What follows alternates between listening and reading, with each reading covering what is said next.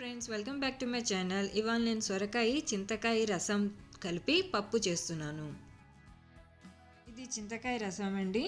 ఇది నేను ముందరే చేసేసుకొని డీప్ ఫ్రిడ్జ్లో పెట్టేసుకుంటున్నాను. మనకి ఎప్పుడు కావాలంటే అప్పుడు ఒక అరగంట ముందర బయట పెట్టేస్తే నార్మల్సీకి వచ్చేస్తుంది. కడాయిలో నీళ్లు పోసేసి సొరకాయ ముక్కల్ని వేసేస్తున్నాను. అది ఉడికించడానికి నేను చిటికెడు ఉప్పు వేసేస్తే తొందరగా ఉడికిపోతాయి. ఇప్పుడు 5 పచ్చిమిరపకాయలు వేస్తున్నాను. కావాలంటే గ్రైండ్ చేసి కూడా వేయచ్చు.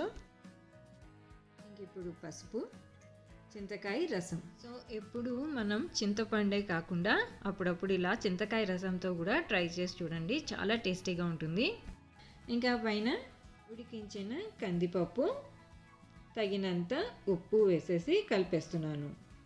ఇంకా పోపులోకి నూనె, అందులోకి మినప్పప్పు, ఆవాలు, జీలకర్ర, ఆ పైన ఇంగు వేసేసి పప్పులోకి కలిపేస్తున్నాను. ఇంకా కొంచెం కరివేపాకు కూడా యాడ్ చేస్తున్నాను. నా వీడియో నచ్చితే లైక్, షేర్ అండ్ సబ్స్క్రైబ్. మళ్ళీ వేరే వీడియోతో కలుస్తాను. అప్పటి వరకు బాయ్.